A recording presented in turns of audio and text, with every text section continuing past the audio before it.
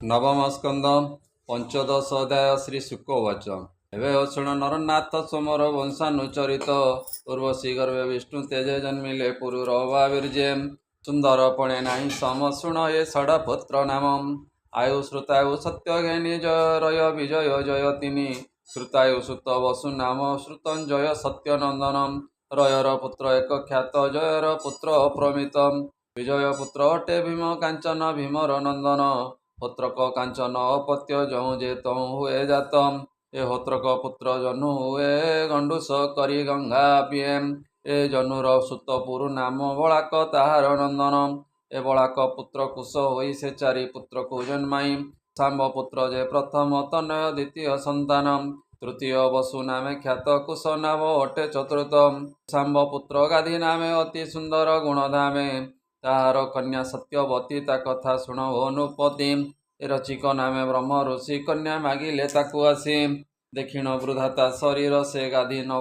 बरिला वर बोले रचिक मुख चाहि कन्या लभिबु जेबे तुई हईबु मोर कन्या वर तु एबे मोर बोल कर सहस्र अश मते दिय चंद्रर प्राय जार देह वर्ण होइब श्याम वर्ण तेबे मु देवी कन्या धन मते राजार वचने रुचिक वरुण भुवने मिली वरुण को मागिला वरुण शस्त्रे अश्व देला देवस आणी मुनि बला सत्यवती को विवाह कला रचिक पत्नी पुत्र अर्थे विचारी मातार सहिते पुत्र कामना करिबेनि प्रार्थना कले चरु घेनी यज्ञ आरंभ पुत्र अर्थे चरु साधिला वेदपते माता दुहिता अर्थे बेनि तरु साधिला महामुनि से चरु देई पत्नी हस्ते रचिक गले स्नान अर्थे जे रचि ऋषि मो महात्मा शुण ये रचिक महिमा एक क्षत्रिय विप्र एक से चरु विपरीत देख सत्यवतीर मुख चाहि माता बोलई भ्रांति भई तो चरु मोर हस्ते दिय मो भावे जेबे करु स्नेह एमत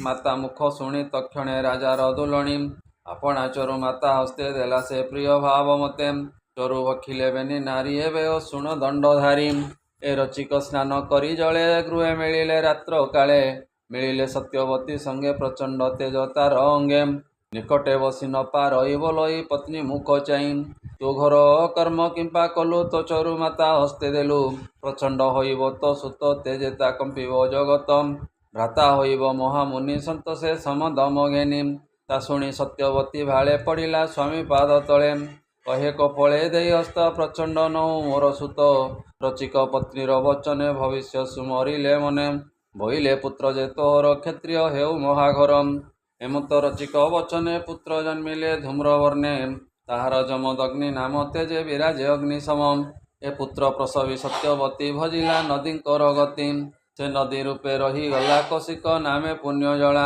रेणुका रेणुर दुहिता पुण्य पवित्र शुद्ध चेता अति सुंदरी सुकुमारी से कन्या जमदग्निवरी ताहार गर्भे भृगुवीर्जे पुत्र जन्मिले विष्णु तेजे ए वसुमा नदी भातृतुले परशुराम पूजिले हे वासुदेव वंश एक हे हय वंश कुलांतक ए परशु दक्ष करे धरी कोपे भ्रमिला वसुंधरी त्रिसप्तवार से भ्रमिला धरणी क्षत्रिहीन कलाम हे दुष्ट क्षत्रिय राजन ब्राह्मणे न करन्ति मान्यम क्षत्रिय मत गर्भ भ्रमे आवृत होई रजतमे राजवाच हे भवुनि कमोग्रते दुष्ट क्षत्रिय जगते क्षत्रिय होई हय वंश किंपा विष्णुरे कले दोषम हे दोषे करे शस्त्र धरी निक्षत्रि कर वसुंधरी कवचम हे कहती सुक मुनिवर शुण हे उत्तर कुमर अर्जुन नामे वीर से जन्मिला होई हय वंशे तत जे नारायण सतापादे होइला विश्वास अनेक आराधना कला से ताकू तो से वर देला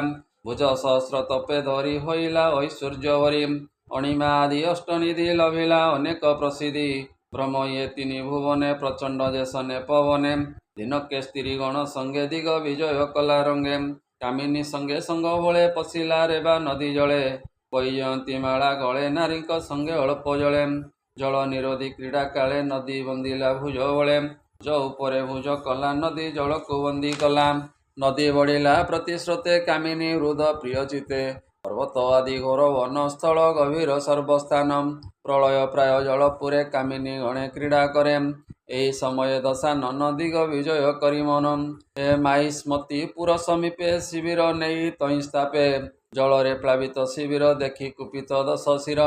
ଅର୍ଜୁନ ପାଶେ ସେ ମିଳିଲା ନିନ୍ଦିତ ବାକ୍ୟ ତାକୁ କଲା। ତା ବାକ୍ୟ କୁପିତ ଅର୍ଜୁନ ରାବଣେ କଲା କଭର୍ଷଣ। ଏ ମର୍କଟ ପ୍ରାୟ ବନ୍ଦୀ କରି ବନ୍ଧନାଗାରେ ନେଇ ଭରି। ଅନେକ ଦିନ ସେ ରଖିଲା ପୋଲସ୍ତି ବୋଲେ ଛାଡ଼ିଦେଲା। ପୁଣି ଅର୍ଜୁନ ସୁଖ ମନେ ମୃଗୟା ଗଲା ଘୋର ବନେ। ତାହାର ଅଶ୍ୱବଳ ଯେତେ ରବିର କିରଣେ ତୃଷିତେ। ବୁଲନ୍ତେ ଗିରି ଘୋର ବନେ ମିଳି ଯମଦଗ୍ନି ଭୁବନେ। ରାଜାଙ୍କୁ ଚାହିଁ ମୁନି ଜନେ ବସାଇ ସୁବର୍ଣ୍ଣ ଆସନେ।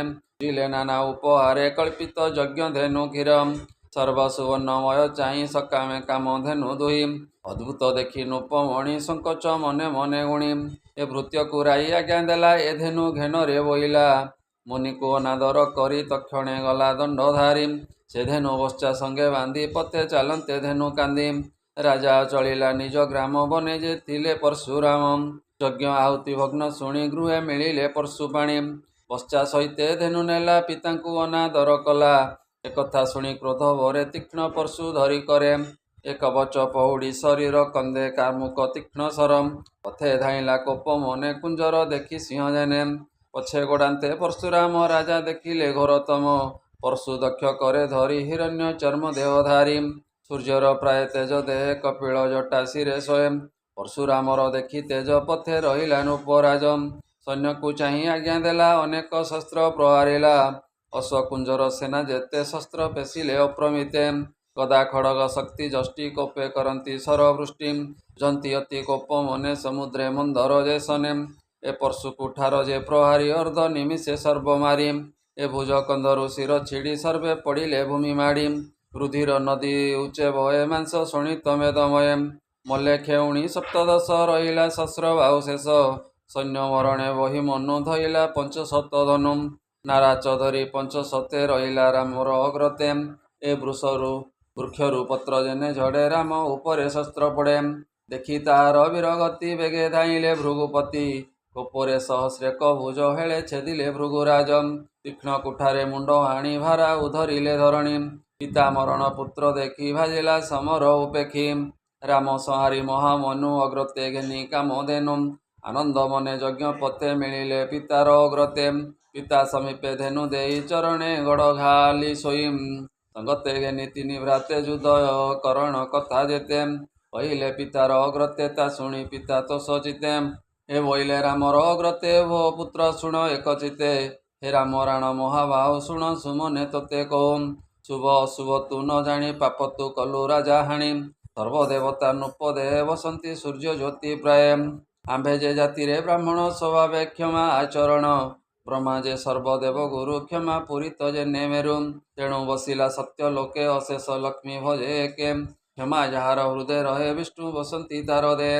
ଯେବା ନୃପତି ବଧ କରେ ଦୁରିତ କେବେ ନ ତରେ। ଏଣୁ ତୁ ତୀର୍ଥ ସେବା କର ତୋ ପାପ ଯାଉ ଦୂର। ଚିତ୍ତେ ଚିନ୍ତିବୁ ନାରାୟଣ ଅନ୍ୟତ୍ର ନାହିଁ ପରିତ୍ରାଣ। ବଳଇ ବିପ୍ର ଜଗନ୍ନାଥ ନବମେ ବଂଶାନୁଚରିତ। ପରଶୁରାମର କାହାଣୀ ଯେ ନର ଶ୍ରୁତି ପଥେ ଶୁଣି। ନରକ ପଥେ ନାହିଁ ଭ୍ରାନ୍ତି ଶୁଣନ୍ତେ ସଂସାରୁ ତରନ୍ତି।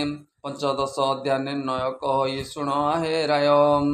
ଇତି ଶ୍ରୀମଦ୍ଭାଗବତେ ମହାପୁରାଣେ ପାରମହଂସ୍ୟାଂ ସହିତେ ବୟାସିକ୍ୟାଂ ନବମ ସ୍କନ୍ଧେ ସହସ୍ରାର୍ଜୁନ ଚରିତେ ନାମ ପଞ୍ଚଦଶୋऽଧ୍ୟାୟଃ। बोलानंदे कवार हरि हरि बोल।